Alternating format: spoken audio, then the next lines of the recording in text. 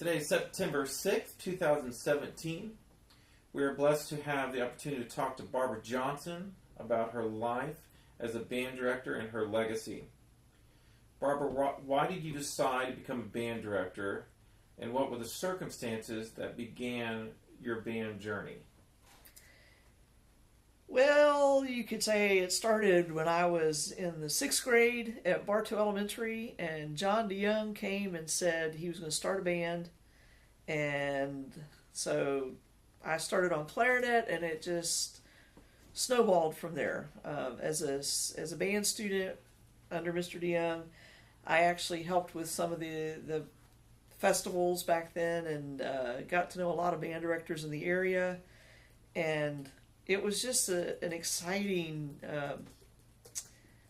aspect of life that I had not had up until that point. And meeting people like Gail Sperry and Jim Croft and Bill Miller, Al Sergel, John Carmichael, Tom McDonald, Tom Bishop, Roy Wood, Oliver Hobbs. I mean, that was just the legends. The legends, and Polk it was County. amazing. Not just Polk County, but all over the state. And in those days, the District 10, encompassed all of Hillsborough County and a couple other counties. So it was huge, and it was just a lot of fun. So I think that's probably what boosted me to pursue music, at least. And then I went to Florida State, and again worked with some mammoth folks in the industry like Manley Whitcomb, Robert Bronigal, Dick Mayo was the band director at the time, and had some interesting experiences as a marching chief. Even became a grad assistant with the Chiefs. Studied instrumental pedagogy in a different way, and that paid off later in my life. But Wes Collins and Jim Copenhaver helped with that. So it was as if I was destined to do that. It was something that got into my blood, and I was just excited to become a band director, and it was a lot of fun. So you're because I've seen you play everything, working with my students, and because I've been confused on what exactly is your primary instrument. So what did you started playing? What was your first instrument? My first instrument was clarinet, and Okay. that's what I played all the way up until Florida State. I studied with Harry Schmidt, and because we did PED classes, sort of an individualized study system, we had to be proficient on all the woodwinds, not just one other beside our instrument, and we had to be proficient on all the brass and percussion. I later pursued the strings, and of course we did have to do some strings at Florida State, but I just got a kick out of playing all the instruments. I loved it. And then I came back to Polk County and interned with Frank House, and I discovered that not all band directors play all the instruments. And I just thought, boy, they're missing it. That's the best part of this job, is learning how to play all the instruments. But I consequently ended up playing in a pit orchestra with Bartow Performing Arts Council on French horn. And Jon DeYoung sort of coerced me into that and convinced me that I was able to. And so my career on brass instruments started then. And I bought myself a French horn, and when I went away to graduate school, I actually played French horn more than I played clarinet. But I did get a clarinet master's recital in graduate school as well. So Wow, that's awesome. So where did you begin your teaching career? Well, after Florida State, I really had no intention of teaching because I was going to go back and get a master's degree, and people encouraged me, go ahead and interview. It's a good experience and you need that. And so I interviewed here in Polk County, and I thought I was safe. I thought that wasn't going to happen because they were laying off 100 teachers. And so midsummer, I had a job offered me, Haines City Junior High School. Quite a challenge. They had 14 band directors in 12 years. They didn't have a band room. They didn't have any instruments. So anyway, going from Frank House creme de la creme program to that. Gave me a goal to shoot for anyway, but that's where I started. Good challenge for me. And then after 2 years there, I was tasting success, really enjoying it, but I felt led to do graduate work then.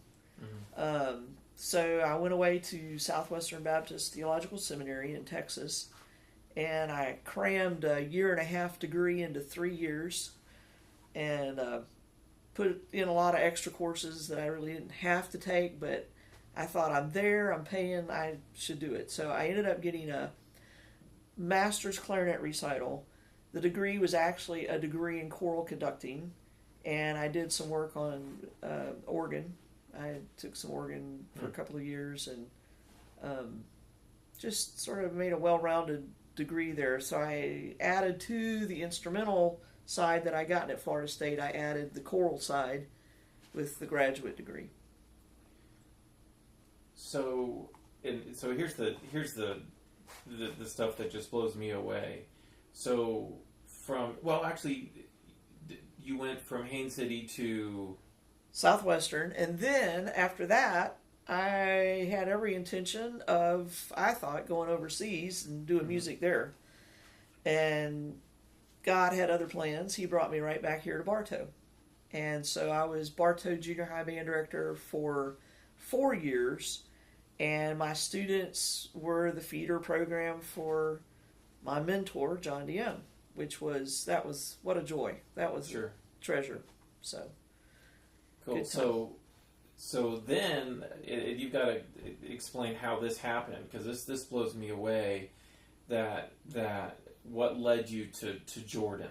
What things set you up for that, and why would you go, and what things, because we'll talk about that, but what things you did while you were there, which is just amazing. Well, I kind of, looking back, I kind of feel that the time at Haines City, the time, of course, at Florida State, and then working in a good program like Bartow, all were prep for me for what God had in store for me for the next 30-something years. As I mentioned, after graduate school, I thought I was destined for the foreign mission field at that point, and I needed more experience. I needed more experiences, not just in music, but also in some theater, working with BPAC. And but through the International Mission Board of Southern Baptist, they have job requests that they pass out. Well, I had been in communication with them for like 8 years, and they just kept saying, we don't ever have requests for musicians, and yet I knew in my heart of hearts that I was supposed to do that. And sure enough, 1986, there was a request came for a music and drama teacher in the country of Jordan for the Amman Baptist School. Well, without a doubt, that was for me. I mean, that's what I was supposed to go and do. So I went to Jordan thinking that I was going to be a music teacher, like kindergarten through 8th grade, classroom music. And I took some instruments with me, because my heart is being a band director. Took some instruments, broken down stuff that I put in my crate, and thought, a few years from getting started with music, maybe I could start a band program. So I'm there 2 weeks, and there's an article comes out in the newspaper, Queen Noor is wanting to start a music conservatory, and she wants to do instrumental music. And anybody that knows about instruments, contact her office and so forth. Well, I got permission to do that, and so consequently, a mere 2 weeks after arriving in the country, I'm involved in not one program, but I'm involved in the ground floor of 2 different things. The inception and development of the National Music Conservatory and the music and drama program at Baptist School, which at that point was pretty much non-existent, and so I had to start from zero with that. So you're saying Queen Noor. What was your relationship with? I mean, you're not talking about seeing an article in a newspaper or something. You're talking about. So what was your relationship with her? It was from the beginning. It was answering the request for a person involved in music, and there I am sitting in workshops that she had brought somebody from, I think it was Boston College. Doug Bish came over and was doing some workshops with Jordanians. Well, he was speaking in English, and I had learned Arabic, and I was sitting there listening to him speak in English and hearing the translator go into Arabic in my field. Wow, I mean, that was a gift beyond belief that I could get to do that shortly upon my arrival. So that was a big boost for me to hear my field of expertise being done in Arabic, from a translator. Anyway, kind of hard to explain, but at the end of that 5-week session, Queen Noor came for the graduation and so forth, and thanked me profusely for being a part of that. Found out that I was going to be in the country for the long term, and pretty much after that, it was I was just present in the existence of the conservatory as it developed. Of course, she had a big committee that developed it, but I was working directly with her. Working directly with her committee and under her office, yes. Okay. And through the years, there were times when there was only once I was actually summoned to her office, but that was pretty cool. Because, I'm just Barbara from Bartow. Yeah. And you said you taught... I taught her children in the conservatory at a music camp. Taught her little girl in the kids' music program, and then I auditioned her 2 sons for instruments. Placed them on trumpet and trombone. That's amazing. It's one thing cool to teach the principal's kids, right? But you're teaching the Queen's kids, right? I mean, incredible. Yeah, it was a real trip, and through the years, I had opportunity. I'm sure because of my connections in the conservatory to rub shoulders and be in the homes of several of the royal family, and it's just they're great people, just normal, down to earth people. So going back, with those 2 programs, what did you develop? Going back to what you started in the band program, and it started where and grew to what? Okay, so in the Baptist school, like I said, they had basically nothing. They had 2 octaves of English handbells and general music classes for elementary. So we developed general music classes all the way up to 8th grade, added octaves of bells, introduced instrumental programs starting in 5th grade. 5th and 6th graders start every other year. And then there were choirs off and on through the years, and a number of different ensembles formed as the program grew. The first year we had 10 or 15 students in the band program. But in the conservatory, because they didn't have a student body, we had to develop a student body. They didn't have a very large band program, and they had pretty developed string program after a time, but the winds pretty much, the country still depends on the Baptist school for the wind program. The symphony orchestra in Jordan gets its winds from the Baptist school. Wow. So it was a start at ground zero kind of thing, and the Baptist school, it was, I kind of look at it like introducing music. They asked for the music, but introducing it in a way they were not familiar with, with the instruments and the handbells and the things like that. To this day, they still are the only comprehensive school music program in the entire Middle East. That includes Israel. Oh my gosh. There are some places that have, instruments or have strings or have one or the other, but there's no place, and I can say that with assurance because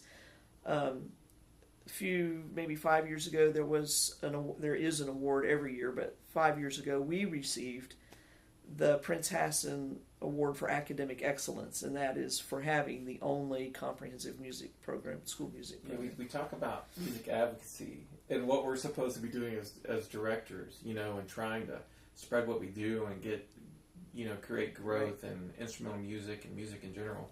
But you went over to a place where there was no music, instrumental music, and you changed that country.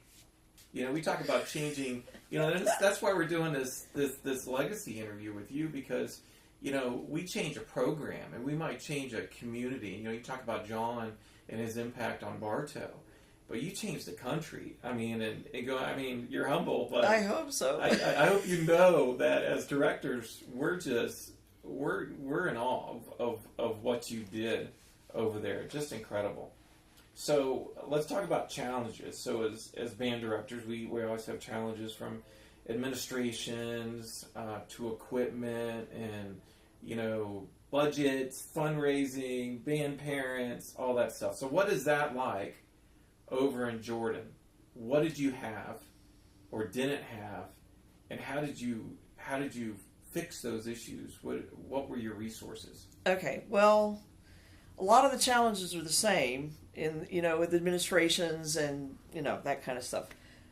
I will say the one fortunate thing that's not the same is they don't know anything about fundraising, and so I didn't ever have to do with that. That was, I could have used sponsors because the school there didn't give us a whole huge budget. Mm-hmm. When I first went to the country, there were no music stores. I don't mean some, small. I mean, there were no music stores. There were only 2 piano teachers in the entire kingdom.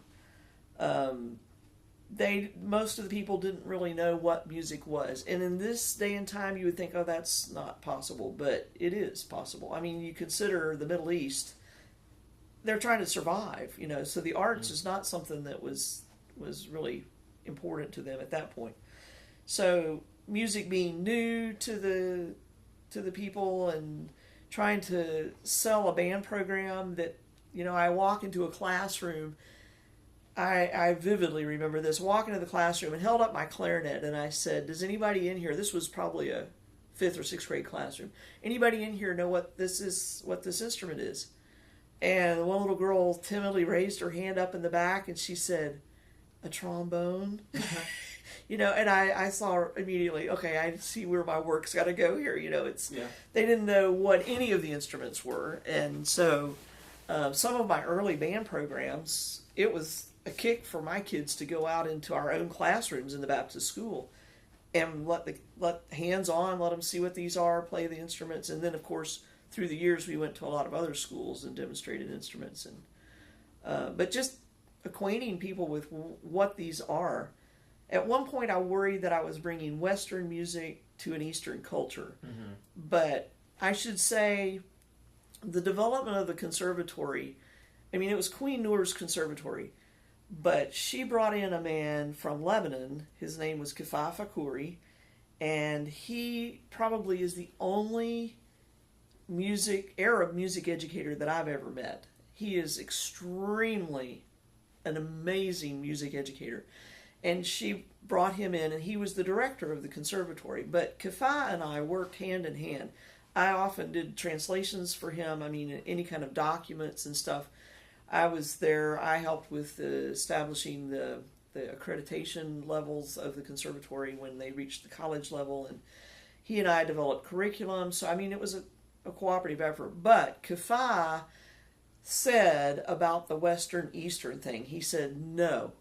And this is coming from a Lebanese. He said, you teach them the Western theory, skills, music, and they will apply it to the Eastern music. Mm. And I thought, in your pipe dreams, that's not likely to happen. But it did. It happened, and my successor in the band program now is the perfect example of that.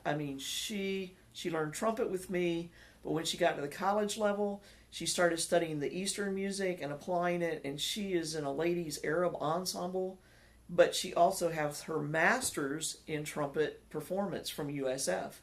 So Kifaa was right. You said something earlier about the approach that you studied at FSU.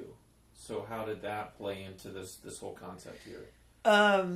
Well, normally if you're teaching a PED class, you've got to have teachers around to show, demonstrate, or you've got others that have got a master's or bachelor's level on their instruments. So you've got experts around on the instruments.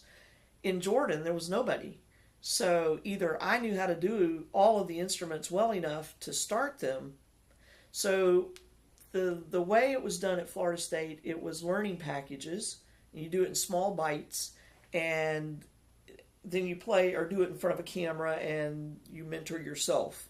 Or you find somebody that knows a little bit more about the instrument than you do, and you let them help you. So that's the technique I took there. And had I not had that, I don't know how far Jordan would have gotten, because when I was teaching the college classes in 95, we reached the college level in the conservatory. And when I started teaching those, I did the pedagogy like that. I did conducting like that. And I did a little bit of instrument repair that same way. But in small bites, learning packages, check that off, And so I guess if Jordan doesn't have music, it would be probably my fault. But if they do have, some of it came from me. Because either I did the right thing with the college students, or there's nothing there. And so there's a legacy there. There's still people that are doing music. So, a lot of that goes back to Florida State and doing it in the way we did. Because without the experts in Jordan, the students had no one to go to ask for. So, where'd you get your instruments? Well, funny you should ask. We the first go round from the conservatory, they got them from a place in Pennsylvania, and the guy sent us a bunch of trash. We had broken down stuff that hardly worked, and I saw right away, along with Mr. Kifa, that was not going to work. So I said, let me talk to somebody I know in Florida. So I called Carlton's in Winter Haven and said, what can we do about this? And so Glenn Carlton set us up with a rental return program. He'd fix up his rental returns and ship them to Jordan at cost. We would pay for them, and that's how we have instrumented the kingdom ever since. So pretty much any instrument that's in the Kingdom of Jordan right now came from Carlton's at some point. And he sent us A-quality stuff, and his repair guys got them, fixed up. But with no music stores, we didn't have reeds, we didn't have valve oil, we didn't have any of that stuff. So pretty much Carlton's has been the supplier for the kingdom. Now that there's internet and there's international shipping, they're finding other ways to get stuff in, but one of the remaining problems is customs is 100%. So if we're paying, let's say, $200 for a used flute, customs is going to charge us $200, and then the shipping, so we're talking $500 or $600 for a used flute. Well, people don't even know what the instruments are. Why would they pay that? So we brought them in through the conservatory because it was duty free, and then when Mr. Kifa retired and the Queen's, of course, spending a lot of time in America now, the ability to bring them through the conservatory, that sort of dried up. So now they're having to be creative in other ways to bring stuff. But they still get them from Carlton's, and when somebody travels, they have it sent to them somewhere in the U.S. to bring it over with them when they come. And they're doing it. I don't know how they're doing it, but they're doing it. And then once they were there, the repairs, Well, it was either me repair it or it didn't get repaired. In later years, I had a couple that would come over every couple of years. He does repairs. I mean, that's sort of his hobby. He was in the Navy. He was a clarinet player in the Navy. Stan Berry lives in Jacksonville. And he and his wife would come over and spend a week, 2 weeks, and my kids would line up and they'd fix instruments until he was blue in the face. And he'd have a little tally thing. He was always proud of how many he fixed. Sure. But between those trips, and even, of course, before that, it was a matter of me fixing it or it didn't get fixed. You laugh when I call you an institute, but there's not a lot of people who can do that, who can fix it, who can teach it, who can get it, who can resource it. I mean, just incredible. But it's fun. It's fun. It's amazing. It's just amazing. some of my, let me add Sure. also, Florida bandmasters are also very responsible for the development of especially band programs over there, because every time I ever came back on furloughs and what have you, it was almost as if the band directors would go, "Oh no, here she comes," because I was always begging music or uniforms or whatever I could, old used instruments, textbooks, whatever. But they really, Florida band directors have been very supportive with encouragement and with helping us out with music. We have a great music library over there now. And Armourdale High School gave us their old Blazers, which really weren't old. They were pretty new looking. And the A on the pocket now stands for Amen instead of Armourdale. That's great. So, pretty cool, but lot of connection with Florida band directors. So with the FBA, how did you use? You were always with the FBA. That was just like it is for everyone here in Florida. That was your support group. That was your resource in a lot of ways. How were you involved in FBA in reference to coming back here? Well, I kept the connection through the years, like I said, with keeping band directors here informed, and I was not a stranger when I came back, and I always went to All-State or FMEA convention. But then I started thinking there's got to be a way to connect what Florida has in wealth of bands and expertise and the level of students. There's got to be a way to connect that with what my kids need. Mm-hmm. I'm in a country that they didn't even know what a band was. They'd really never ever heard a band. The military had something they called a band. Kind of an interesting anecdote that's a little funny. My first group, I told you, 10 or 15 students. We played the national anthem, the Jordanian national anthem. Well, the Jordanian national anthem's 8 measures long. That's it. That's all of it. 8 measures long. But it was not, the second year we're together, my students are figuring out they play the national anthem better than the Army band played. And they're coming to me telling me this. So that kind of tells you what they didn't have. So I needed a way to connect. And trying to get people to come to the Middle East, that's fraught with problems. So anyway. And so you brought students. First year I brought students was 2003, and we've done 5 groups of students since we did 2003, 6, 9, 12, and 15. And we have another group coming this January. Always brought students that didn't have the chance to get out of the country any other way. A lot of our students travel with their families and see things. But I always tried to bring students that had not had that opportunity. Sort of an eye-opening experience. What'd they do when they were here? When we came, we started at FMEA, stayed at the whole conference. A lot of times they attended sessions, and in later years they've been the Tri-M ushers at the doors, and they've really been a big part of the Tri-M thing. Mm-hmm. And Val's always tickled when my kids come. Of course, we did the Disney thing. We took them to the Cape. We visited schools, visited in many band programs here, and my students sat next to kids here, and kids their own age, kids younger, kids older, and could actually see, okay, now that's the level they are. And they interacted with students here, found out, I'm always hearing over there, I was always hearing, oh, I have studies, I have too much, I can't do this. When they came here and found out what the kids here do, jobs, cheerleading, church, and IB, and, mm-hmm. It soon became a leg they couldn't stand on anymore. Mm-hmm. They couldn't give me that line. But it helped to have students that had come here and seen that and done that. Where'd they stay? Well,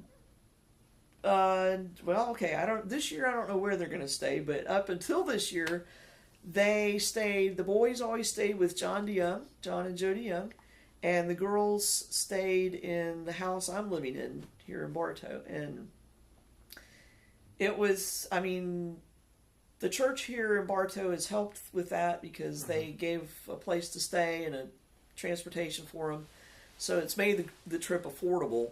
but the students pay their own way to do this. This is not it's not funded by anybody. So families have invested a lot for them to come and do this.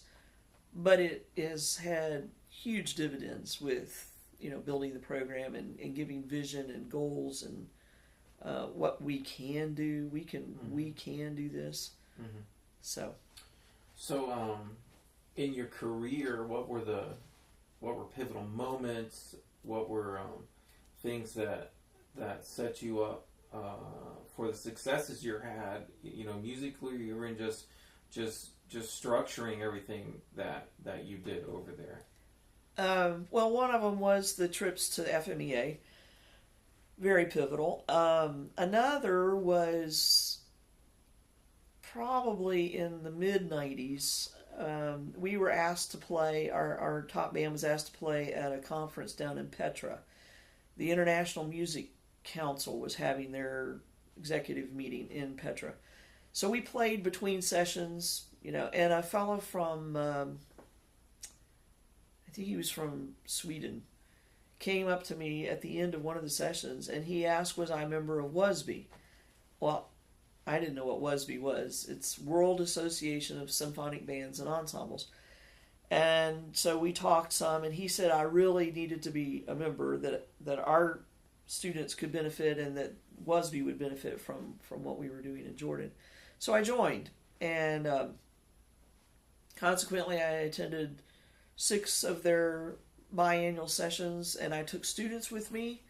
I took them to Switzerland, I took them to Sweden, had a student with me in Singapore, took someone to San Jose with me. I went to Cincinnati alone, and I went to Taiwan alone. But just the connection with band directors and composers and conductors and musicians in general from all over the world. Now, it's not a huge organization at their conferences in comparison to FMEA or some of our, TMEA or something like that, but the level of people that are there, conductors and composers, you name somebody important in that area, they're going to be at WSB.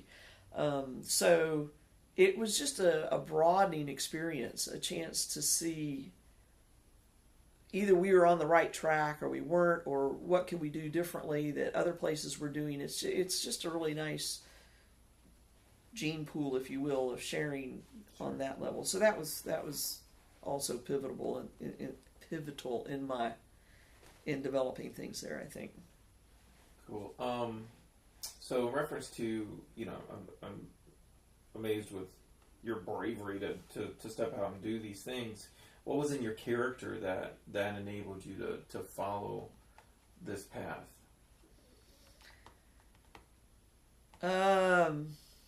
Perseverance. Perseverance. You don't go someplace where there's no music stores and start a band program unless you've got perseverance. It's just, and also I think, I would have to say absolutely my faith that God directed me to do this, and He made that abundantly clear as He began to open doors. I mean, the first open door was with Queen Noor, this whole sequence of events, and so as He opened doors, I stepped through, and it was just it's a remarkable way to live, but it's exciting. Sure. And I think the perseverance and faith would be the only answer to that. What do you instill in your students for them to achieve music, for them to be willing to try, this thing that you brought there? What they learned from you? Hopefully, I would say probably a love for music. That would be the first thing. Just a love for doing music. Music is fun. But also discipline, and you don't quit. You commit to something and you stick it out. This is a sort of my mantra for, every band director says you can't quit. Sure.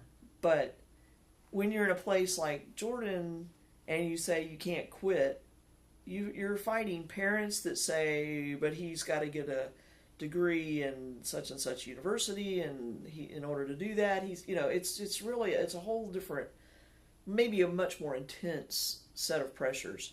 So the don't quit thing, I even got really brazen in the last few years saying, who's the parent here? Johnny wants to quit, but you agreed to not let that happen. So, but he wants to. All right, so who's the parent? Step up and be the parent. Tell him, no, you can't. And I guess because of age, you get away with that. Yeah, I know. I don't know. But that was kind of what I faced. And the funny thing is, my successors now, they're quite young. I mean, they're 30s, or 30, just barely. Sure they respected that. They respected it. They heard it from me, but they are now saying the same thing to parents, which is pretty cool. They learned that, I guess. Absolutely. So, what keeps you going now? What keep I know you're very active. What's playing my instruments. I hope that I can play them even more. I've been playing in the community band. Hope to always be able to do that. Probably more than that, though, is getting my kid fix. I have to volunteer in a high school or a middle school or something somewhere to just be with students. I love it. I don't think we realize that. It just me personally is as we have our open summer or whatever, and I wasn't real excited about coming back, to be honest. But you said that to me a couple years ago, the kid fix, and as soon as you taught me that. As soon as I got back with those guys, I was like, there it is. There it is. Right. Well, and I think at this point, I feel too young to be old. And maybe there may come a day when I don't crave that kid fix quite so much, but I doubt that. I think once you're a band director, once you have the love of teaching a kid how to hold a horn and make it sound right, I don't know how you could ever lose that. So what's exciting about that? I mean, when you're with that kid and you're working with that kid, what do you see? What gets you excited about that? Their success, seeing them succeed. I will be the first to say I'd rather have a root canal than teach private lessons. I really would. But I love standing in front of a group and watching the group succeed at producing music. Being able, it's just remarkable if you sit and think about it. They're holding a machine, it's an antiquated machine, but it's got a bunch of things on it, and yet they make something beautiful come out of that instrument.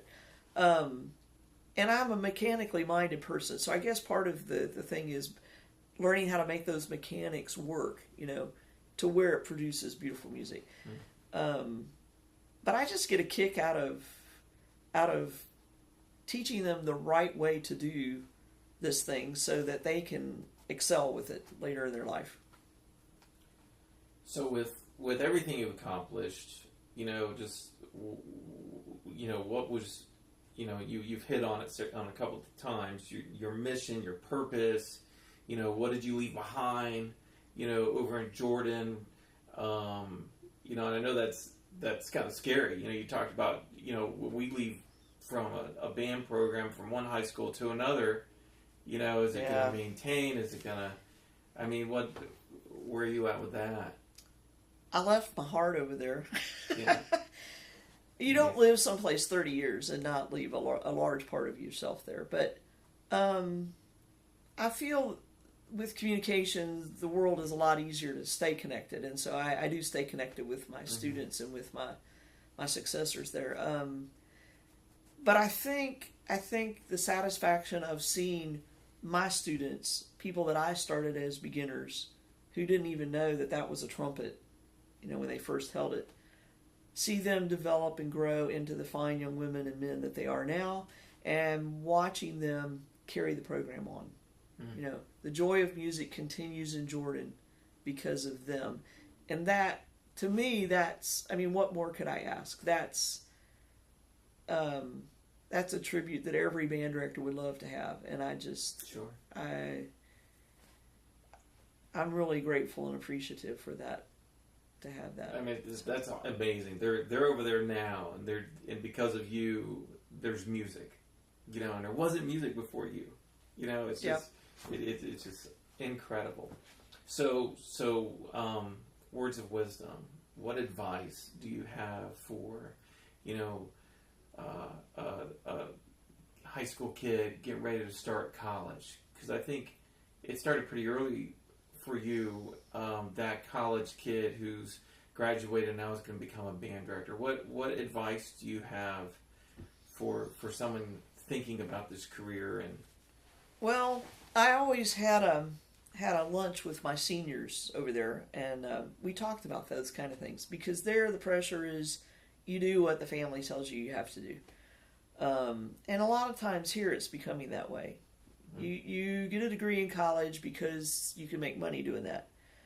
My advice is follow what your heart wants to do. If you're stuck in a career that you hate for the rest of your life, you're going to die soon. If you're doing something that you love, you may not be rich and wealthy, but you will certainly have a much happier life, I think. And so